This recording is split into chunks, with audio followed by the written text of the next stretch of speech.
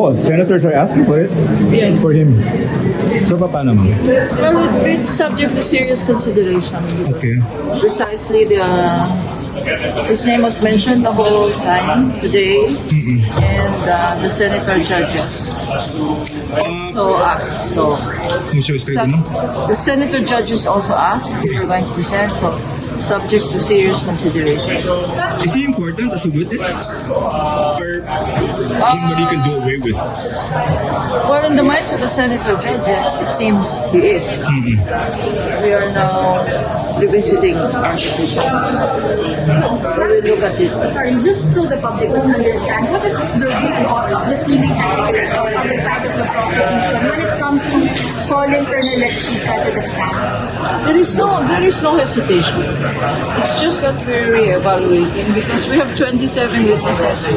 So, pero lang, bakit mas importante yung tatlong colonels who were cited earlier compared to Lechika who was repeatedly cited by the witness? No, there is no order of preference. It's just that we really have to disclose.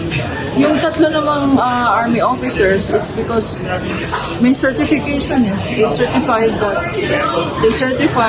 those certification that confidential funds was used.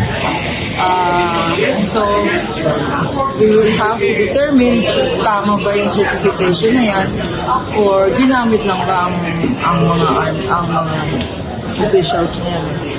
We're not saying that Lechika is not important or that we will dispense with him. I'm just saying that it's subject to serious consideration. When are you going to make that decision? Today, Oh, yeah? we have a debriefing every day, so we probably will visit it because yun ang last message ng Senator John. Kanya mo, eh. At least 2 or 3, no? I mean, even the SPA, PO. Yeah, Parang starring daw. I think three or more of the senator judges mentioned. So, and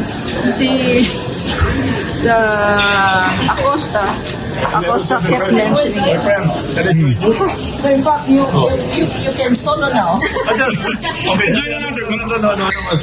Sir, kung hinihingi na sila Chika, hinihingi na po ng mga senator sila Chika. You said, my friend Lorna, we're only two of the many members of the prosecution team. So, hindi namin pwedeng, yun, diba? Pangunahan, ano yung magiging decision? Nakatog na kanina yan ng prosecution team. Sir, to be frustrated with the Hindi. repeated... Ano yan, kami ni aking kaibigan Lorna Capuna. Alam naman namin, di ba? That's part yung trabaho ng isang defense. Never akong naiinis sa isang testigo. Trabaho namin yan. Walang personalan, di ba?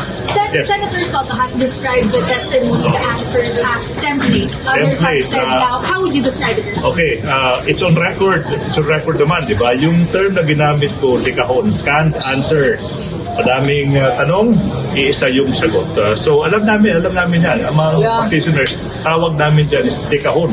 Pagka ganun, sir, yung witness mo, ano yun? Pre-nakas ba yan? Or Broken brief? record. Huh?